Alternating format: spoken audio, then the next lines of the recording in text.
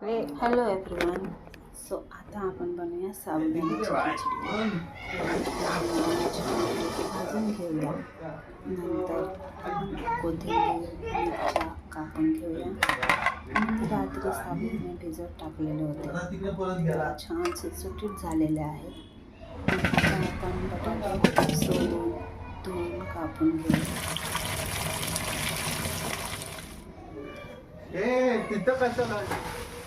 आपण कढईत तेल टाकून आधी बटाटे फ्राय करून घेऊया.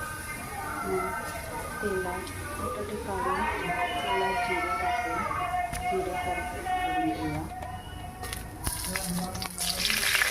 आपण त्यात हिरव्या मिरच्या टाकूया.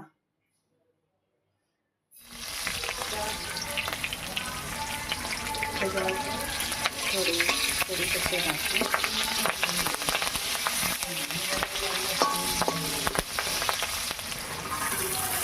छान परतून घेऊ. तर साबुदाणे बघा असे एकजीव करून ठेवायचं.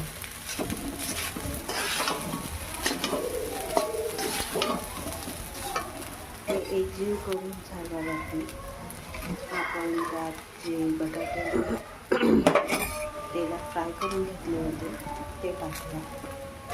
आता त्याला सुद्धा त्यात एकजीव करून घेऊया. व्यवस्थित परतून झाल्यावरती स्वादनुसार तुम्ही मीठ घाला. वरून हिरवी घाला, कोथिंबीर घाला.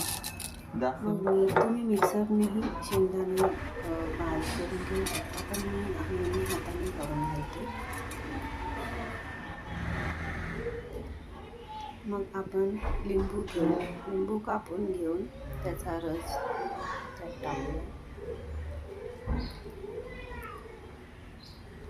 मग आपण थोडा वेळ असं ती खिचडी वाफेला ठेवूया. ठेवून